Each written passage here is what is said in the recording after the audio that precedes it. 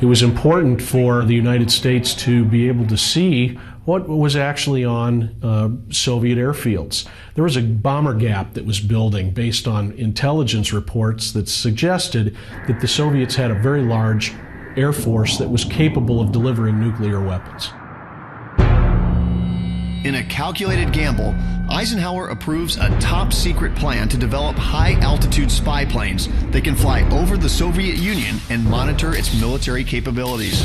What he wants is an aircraft that is immune to Soviet fighter aircraft, immune to Soviet missiles. The project is given the code name Operation Aquatone by the CIA. It requires an aircraft with extreme capabilities.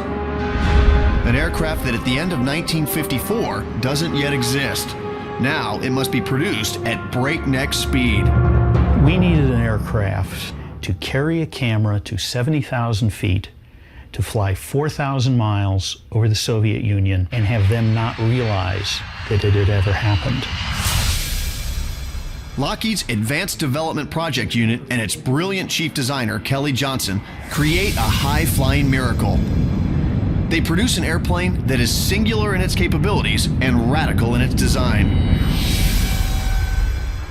A select group of seasoned Air Force pilots is recruited by the CIA to fly these top-secret reconnaissance missions. Have you thought about what you're going to do after the Air Force? No? They said they had an unusual project. They didn't identify themselves fully. And would you like to get out of the service and do something unusual? And that seemed reasonable. I have a program that will allow you to serve your country well into the future. In clandestine hotel room meetings, the eager, patriotic pilots are introduced to the cloak and dagger world of the CIA. When I found that they were asking us to get intelligence on the Soviet Union, I was excited, and I loved it. Gentlemen, as I'm sure most of you are aware, we've been trying to photograph Russia for years. The first meeting was just to test you out, to give you some hint what the mission was about. It sounded pretty exciting for a fighter pilot.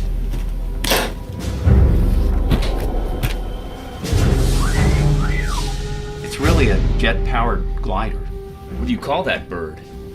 Nothing publicly. This is all top secret. But we've coined the phrase Utility 2, or U-2. I ain't never seen anything like it.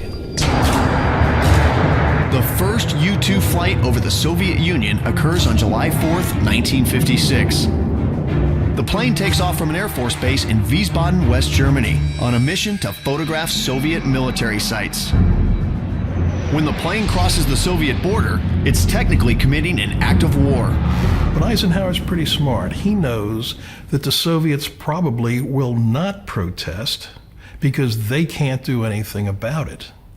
And for the Soviets to say there's an airplane flying over our country and we can't do anything about it, that's going to be too embarrassing. And that's exactly what happens for the next 4 years.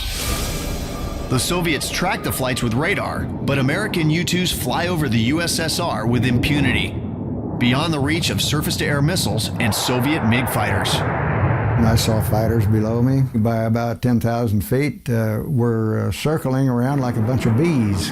And I just grinned and said, "So long, fellas."